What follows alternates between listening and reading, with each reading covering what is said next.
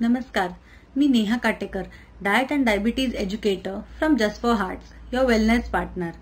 तर आज आम्ही एक अगदी इंटरेस्टिंग टॉपिक घेऊन तुमच्यासमोर आलेलो आहोत। तर तो टॉपिक आहे की मधुमेह आणि आहार, किंवा आपण एक जनरल डायबिटीजचा डाएट प्लॅन डिस्कस करणार आहोत। की मधुमेह पेशंटचा किंवा डायबिटीज पेशंटचा एक डेली डाएट प्लॅन कसा असला पाहिजे, तर आपण आज तो डिस्कस करणार आहोत। तर बेसिकली डायबिटीज काय आहे, तर डायबिटीजचे बेसिक व्हिडिओ सगळे मी आधी केले आहेत, तर आय होप तुम्ही पाहिले असतील, आणि नसतील पाहिले तर नक्की जाऊन तुम्ही बघा, जेणेकरून तुम्हाला एक तुमचंच एक एज्युकेशन होईल आणि तुमची जी डिझीज मॅनेजमेंट, जे डायबिटीज तुम्ही तुमचा मॅनेज करता तो तुम्हाला मॅनेज करायला सोपा जाईल। अगदी आपण बेसिकपासून सगळ्या गोष्टी एक्सप्लेन केल्या की डायबिटीज म्हणजे काय, त्याची लक्षणे काय आहेत, तर ते सगळं जाणून घेतल्यावर आपल्याला एक डाएट प्लॅन करणं खूप सोपं जातं। तर त्या गोष्टी एक तुम्ही बघितल्या पाहिजे। आणि डायबिटीज म्हणजे बेसिकली काय की रक्तातली साखर आपली वाढत असते, आणि ती साखर नियंत्रित ठेवली का हा डायबिटीज कंट्रोल होतो, इतकं सोपं आहे। आणि डायबिटीज कंट्रोल करण्यासाठी एक 4-5 गोष्टी महत्वाच्या आहे, म्हणजे डाएट आहेत, परत एक्सरसाइज आहे, मग तुमचं रेग्युलर चेकअप, म्हणजे तुम्ही औषधं पण व्यवस्थित घेतली पाहिजे। नंतर त्याच्यामध्ये अजून एक आहे की मेडिटेशन तुम्ही करतायत का, म्हणजे एक मानसिक स्वास्थ्य आहे ते पण खूप महत्वाचं आहे। तर हे जे आहे हे डायबिटीज आणि डायबिटीज मॅनेजमेंट, ते ह्या सगळ्या गोष्टी मिळून त्या पेशंटचा डायबिटीज एक चांगला मॅनेज होत असतो। तर त्या गोष्टी पण सगळ्या गोष्टींकडे लक्ष दिलं पाहिजे। तर आपण एक जनरल डाएट प्लॅनला सुरुवात करूया की कसं असलं पाहिजे रुटीन। तर जेव्हा तुम्ही सकाळी उठतात, तर आपण अज्युम करू की तुम्ही एक 6:30-7च्या दरम्यान उठलात, तर उठल्या उठल्या सगळ्यात पहिले पेशंटने एक कोमट पाणी, 1 ग्लास कोमट पाणी, त्याच्यामध्ये थोडीशी दालचिनी पावडर ऍड करायची आहे। तर कधी तुम्हाला अगदी रोजच दालचिनी खायचा कंटाळा आला असेल तर तुम्ही कधी जवसाची पावडर पण टाकू शकतात पाण्यामध्ये आणि ते घेऊ शकतात। तर आणि कधी तुम्ही लिंबू आणि पाणी असं घेऊ शकतात, पण दालचिनी मग कुठे ना कुठे दिवसभरात ऍड करायची आहे। दालचिनी ही अतिशय चांगली एक हर्ब आहे की त्यांनी आपली शुगर नियंत्रित ठेवण्यात, साखर नियंत्रित ठेवण्यात खूप मदत होते। त्याच्यामुळे दालचिनीचं सेवन करणं गरजेचं आहे।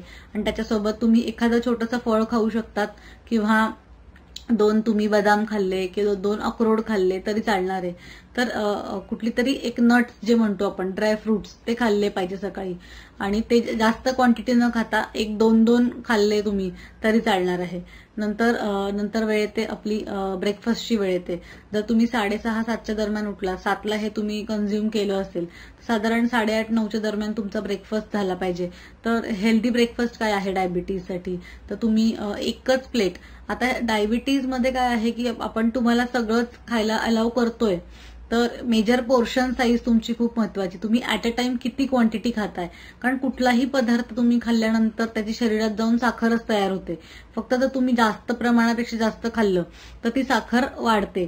तर ते आपल्याला अवॉइड करण्यासाठी मेन आहे की तुम्ही पोर्शन साईज, की तुम्ही ऍट अ टाइम किती खाताय ते महत्वाचं आहे। तर जी नाश्त्याची प्लेट आहे त्याच्यामध्येच आपल्याला नाश्ता घ्यायचा आहे, किंवा तुम्ही अगदी एक छोटं बाउल घेतलं तुमच्या पुरता, एक बाउलमध्ये तुम्ही नाश्ता घेतला, म्हणजे तो कमी पण सर्विंग होते आणि एक्स्ट्रा आपण खाल्लं जात नाही। त्याच्यामुळे 1 प्लेट पोहे खाल्ले किंवा उपमा खाल्ला, तर पोह्यांमध्ये, उपमामध्ये पण भाज्या घालायच्या आहे, की जेणेकरून साखर रक्तातली वाढत नाही आणि तंतुमय पदार्थ जे फायबर्स आहे ते वाढतात। किंवा तुम्ही ओट्सचा उपमा केला तरी चालतो, किंवा बेसनचा चिरा केला, किंवा 1 ऑमलेट खाल्लं, 1 चपाती आणि ऑमलेट, किंवा 1 चपाती आणि भाजी खाल्ली तरी चालणार आहे। तर हा जो ब्रेकफास्ट आहे हा तुम्ही करू शकतात। नंतर आहे मिड मॉर्निंग, 11 वाजताची वेळ, 9ला तुम्ही नाश्ता केला तर 11 वाजता तुम्ही एखादं फळ खाऊ शकतात, किंवा 1 ग्लास भरून ताक घेऊ शकतात। इथे तुम्ही एखादा बाउल सूप घेतलं तरी चालणार आहे, पण ह्या वेळेत काहीतरी खाणं खूप गरजेचं आहे, उपाशी राहायचं नाहीये। कारण तुम्ही जर 9पासून नाश्ता केला असेल आणि 1 वाजेपर्यंत तुम्ही जेवता आहात, तर ती शुगर एकदम ड्रॉप होते। आणि जर एकदा डायबिटीसची शुगर जर ड्रॉप झाली, म्हणजे शुगर जर कमी झाली, तर त्या पेशंटला 1 वाजेपर्यंत खूप भूक लागू शकते। आणि खूप भूक लागण्याच्या ह्याच्यामध्ये तो माणूस 1 वाजता जास्त ओव्हर इटिंग होऊ शकते, म्हणजे ती शुगर एकदम कमी पासून एकदम हाय लेवलला जाते। तर हे जे फ्लक्च्युएशन्स आहे हे पण डायबिटीसच्या पेशंटसाठी योग्य नाही आहे। तर आपण ते कॉम्प्लिकेशन्स मध्ये बघितलं की शुगर वाढल्याने पण त्रास होतोय आणि कमी झाल्याने पण त्रास होतोय। त्याच्यामुळे हे टाळायचंय आणि थोड्या थोड्या वेळाने हे जे सांगितल्याप्रमाणे खात राहायचंय। मग 11 वाजता हे झाल्यानंतर साधारण 12:30 ते 1च्या दरम्यान तुम्ही एक चपाती, भाजी, नंतर डाळ आणि तुम्ही बटर मिल्क म्हणजे ताक आहे किंवा 1 वाटी दही, तुम्ही हे असा आहार घेऊ शकतात. आणि तुम्ही जेवणामध्ये एक बघायचंय की तुम्ही मेथीचे दाणे जे आहे तर ते 1 चमचा तुम्ही त्याची चटणी करा, किंवा ते भिजवलेले दाणे तुम्ही कच्चे पण चावून खाऊ शकतात जेवणाच्या आधीच. आणि मग जेवण म्हणजे थोडंसं पाणी पिऊन लगेच तुम्ही जेवण स्टार्ट करू शकतात. ते भिजवल्याने त्याचे तुझं कडवटपणा आहे तो कमी होतो, तर तुम्ही तसंही करू शकतात. नंतर नाहीतर तुम्हाला आवडतच नसेल, तुम्ही मेथीची पावडर करून ठेवा आणि ती चपातीच्या तुमच्या त्या जो चपाती तुम्ही लाटतात तेव्हा ते 2 चमचे ऍड करून तसं चपातीद्वारे तुमच्या पोटात ती मेथी जाणार. पण चावून खाल्लेली जास्त बेनिफिशियल आहे. तर हे तुम्ही ऍड करायचं आहे. नाहीतर तुम्ही त्या दिवशी तुम्हाला मेथी खायचा कंटाळा आला असेल तेव्हा जे लसूण आहे तर लसूण तुम्ही अगदी तोंडी लावायला तुम्ही चावून खाऊ शकतात. खूप लोकांना लसूण आवडतो, तर तो लसूण खूप बेनिफिशियल आहे, तर तुम्ही लसूणही खाऊ शकतात. नंतर जी संध्याकाळची वेळ आहे, इव्हिनिंगची वेळ, जेव्हा खूप लोक चहा पितात, चहा बिस्किटं खातात, तर ती एक चुकीची प्रॅक्टिस आहे. म्हणजे मैद्याचे पदार्थ वगैरे टाळलेले बरेच आहे. आणि कुठलाही मग तुम्ही नाचणीची जरी हेल्दी व्हर्जन किंवा गव्हाच्या हल्ली बिस्किटं मिळतात तर ती कधीतरी ठीक आहे, पण त्याच्यामध्ये पण बेकिंग करण्यासाठी परत बेकिंग सोडा आणि ह्या गोष्टी टाकल्या जातात. विदाऊट सोडा तर काही होत नाही. त्याच्यामुळे एक गोष्ट लक्षात ठेवायची की जरी ते हेल्दी किंवा लो फॅट म्हणताय तर ते वन्स इन अ वाईल, आठवड्यातनं एकदा वगैरे ठीक आहे, पण संध्याकाळची पण एक हेल्दी रुटीन लावायची सवय ठेवायची. इथे पण तुम्ही चहा पित नसाल तर एखादं फळ खायचं, नाहीतर मग तुम्ही इथे हर्बल टी किंवा आता हल्ली काढा खूप म्हणतायत की जी आपली रोगप्रतिकारक शक्ती वाढण्यासाठी आपण काढा जो आहे त्याच्यामध्ये दालचिनी, तुळस किंवा काळे मिरे आहे, लवंग आहे, ह्याची पूड थोडीशी करून असा काढा तुम्ही हळद वगैरे घालून काढा पिऊ शकतात. ते तुमची एक इम्युनिटीसाठी पण चांगला होईल. नंतर एक जर तुम्हाला असं असेल की तुम्ही संध्याकाळी वॉकला वगैरे जात असाल तर जर तुम्ही 4-4:30ला खाल्लं असेल तर रात्री 8ला जेवत असाल तर तुम्हाला एक मध्ये पण भूक लागण्याची शक्यता असते. त्याला आपण प्री डिनर एक म्हणतो. तर प्री डिनर घ्यायचं असेल तर सगळेच घेता असं नाहीये, पण हवं असेल तुम्ही त्यावेळेत खूप मोठी गॅप असेल संध्याकाळ आणि रात्री जेवणामध्ये तर मध्ये तुम्ही सूप किंवा सॅलड असं काहीतरी घेऊ शकतात.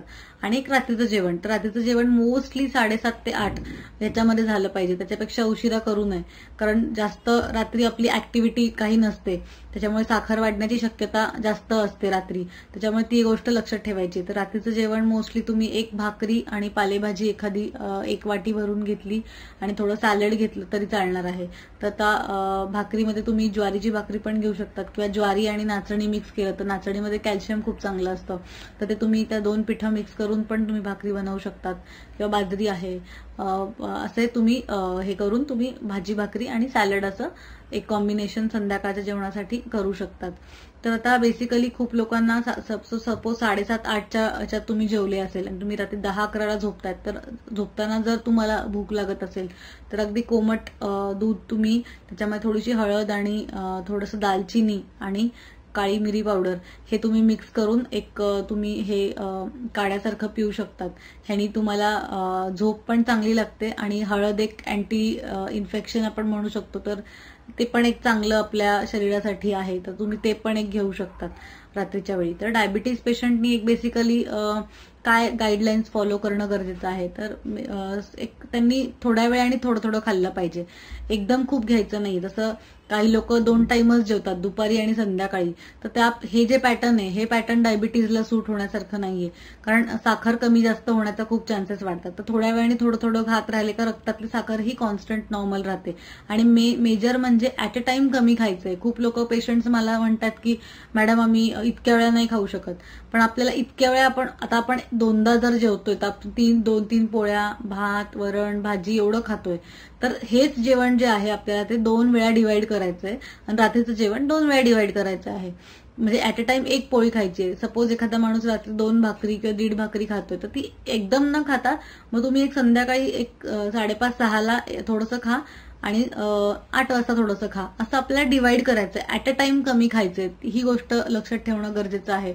नंतर बेसिकली कुठले फ्रूट ज्युसेस घ्यायचे नाहीये किंवा अगदी डब्बा बंद पदार्थ, त्याला आपण पॅक्ड फूड, प्रोसेस फूड, त्याच्यापासून लांब राहायचं, ते अवॉइड करायचं आहे. कारण डायबिटीजच्या पेशंटला खूप पेशंट असतात की डायबिटीज आणि बीपी सोबत आहे, तर ते पॅक्ड फूड्समध्ये खूप जास्त सोडियम असतं, त्यांनी पण बीपी पण वाढू शकतो आणि ते लॉंग रनमध्ये चांगलं पण नाही, आणि जे बाहेरचे ज्युसेस मिळतात त्यात तर साखर मिक्स केलेलीच असते, तर ते एक अवॉइड करायचे. आणि आता आंब्यांचा सीझन जेव्हा असतो तेव्हा खूप आपल्याकडे आमरस खाण्याची पद्धत आहे, तर ते आमरसमध्ये खूप साखर मिक्स करून खूप लोक रस बनवतात. तसं न करता आपल्या शरीराची काळजी आपल्यालाच असते, त्याच्यामुळे अख्खं फळ खायचंय. आणि मी जे सांगितल्या वेळात त्या वेळेतच तुम्ही खाल्लं तर साखर वाढणार नाही, तर आंब्यानेही चांगली साखर वाढू शकते. तर ह्या गोष्टी लक्षात ठेवायच्या आहे. तर मला असं वाटतं की हा जो डाएट चार्ट मी जो सांगितला, आणि हा मेजरली एक्सरसाइज राहिला की तुम्ही एक्सरसाइज करणं खूप गरजेचं आहे. आणि डायबिटीसच्या पेशंटनी कुठलाही आहार तुम्ही घेतला, मेजरली जे आपलं दुपारचं जेवण आणि रात्रीचं जेवण आहे, हे लक्षात ठेवायचं की हे दुपार आणि रात्रीचं जेवण जे आहे ते जेवल्यानंतर अर्ध्या तासानी तुम्ही एक 15 ते 20 मिनिटं घरातल्या घरात चक्रा जरी मारल्या तरी सुद्धा तुमची साखर खूप नियंत्रणात येण्याची शक्यता वाढते.